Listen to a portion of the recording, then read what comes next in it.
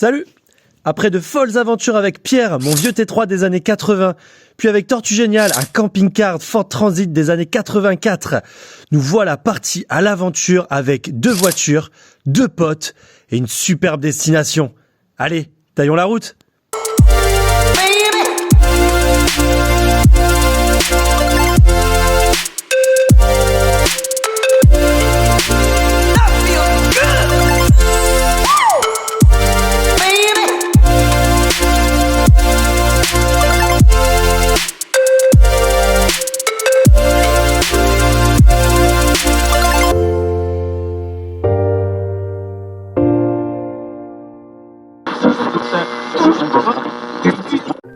Si je devais te parler de ce voyage, je te parlerais de mon bro, mon acolyte, mon partenaire de voyage, mon frère. Lui là, en face de moi, souriant, heureux de vivre ce moment. Si je devais te parler de ce voyage, je te parlerais des kilomètres avalés. Environ 4000 pour moi, pas loin de 6000 pour Nathan. On a roulé et encore roulé.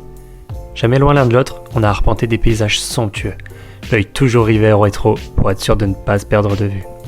Si je devais te parler de ce voyage, je te parlerais d'abord de l'Espagne, superbe, avec son architecture étonnante, ici avec les murailles Aroras. Son côté très States avec Marbella, ou la côte très luxueuse. L'impression d'avoir parfois changé de continent. Ces changements de décor radical avec le désert des Tabernas. Immense plaine désertique avec des montagnes arides à perdre de vue. Des sentiers asséchés. Notre premier off-road. Pas de tout plaisir pour moi.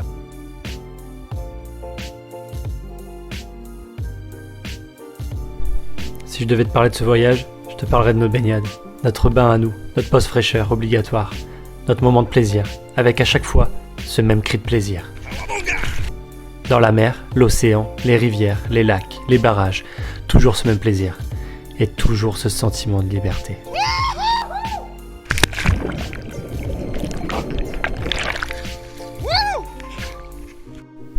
Si je devais te parler de ce voyage, je te parlerais des lieux pour dormir, nos spots dodo. Toujours choisis avec intérêt pour le paysage, nous nous sommes jamais trompés. Sur la plage, sous les pins, au bord d'un lac, loin de la pollution lumineuse, à la recherche du calme, celui qui fait du bien. On se retrouve face à nous-mêmes, et c'est bon.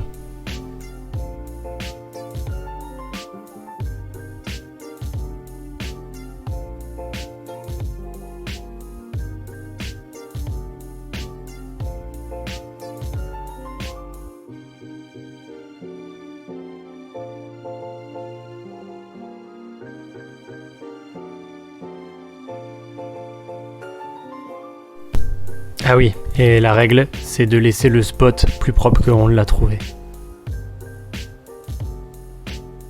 Si je devais te parler de ce voyage, je te parlerais de Séville, capitale andalouse, spacieuse et colorée, festive et joyeuse.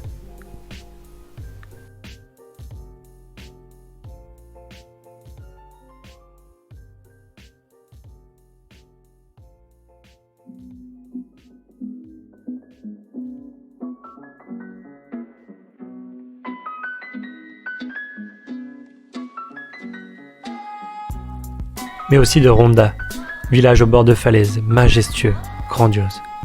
Une atmosphère qui s'y dégage, vraiment sublime.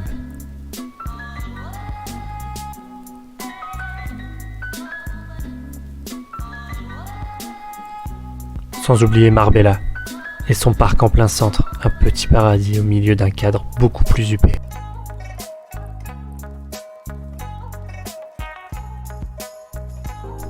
Si je devais te parler de ce voyage, je te parlerai de notre arrivée au Portugal, moment tant attendu de notre voyage, à tel point que nous avons un peu délaissé l'Andalousie, pourtant magnifique.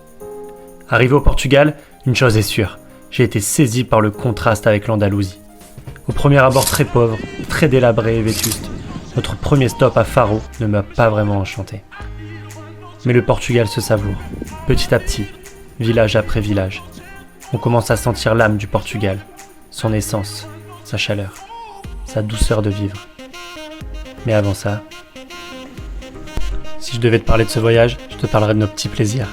Un salut chaleureux à chaque fois que l'un de nous deux dépasse l'autre. Une partie de paddle dans des lieux tout simplement magnifiques, hors du temps. L'impression de dompter la mer, de faire plus qu'un avec elle, lui marcher dessus, se sentir seul au monde.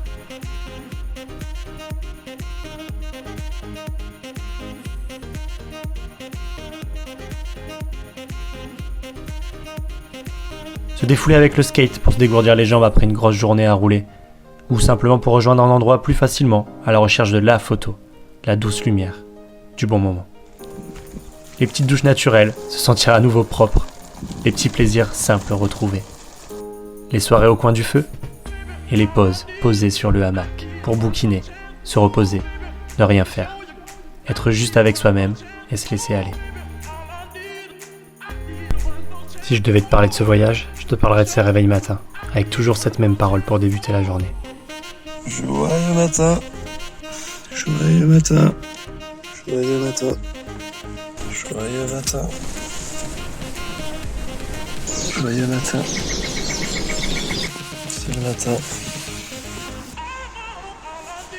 c'est le paradis. Et cette douce lumière qui vient caresser le visage, ce sentiment d'être seul au monde au réveil, dans des lieux tout bonnement incroyables.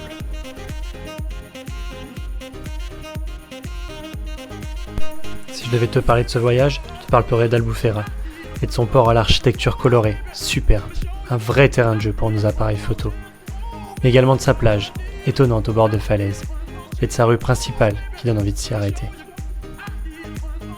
Mais aussi de Sintra et de son château dans le ciel, au pied d'un parc immense aux allures asiatiques. Des arbres qui touchent les nuages, l'air frais, les rayons qui traversent. J'aime. Lisbonne, la capitale, avec ce cliché obligatoire, ce fameux tramway numéro 27, qu'on cherche dans toute la ville pour avoir LA photo. De Sagres, où les gens se retrouvent pour surfer, sur des vagues immenses et une ambiance vraiment spéciale. Mais surtout d'Evora, dernière ville que l'on a faite au Portugal. Comme un air de nostalgie régnait à l'idée de devoir partir. Et on a pu finir en beauté avec ce village qui représente parfaitement le Portugal pour moi. Ses rues colorées, sa chaleur, son espace. Chaque coin de rue était une carte postale du Portugal. Un vrai coup de cœur.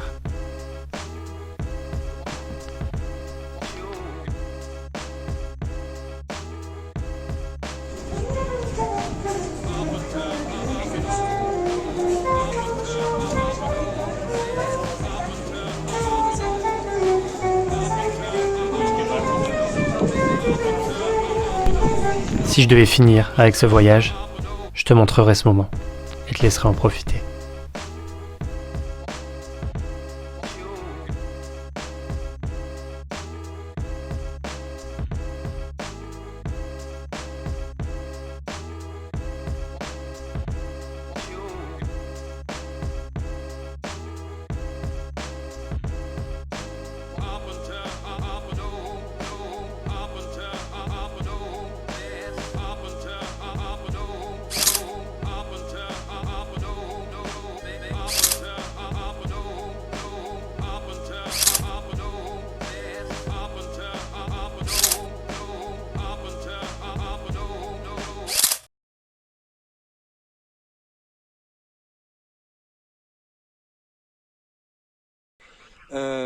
Une vraie douche, genre avec de l'eau chaude et tout, putain, c'est bonheur.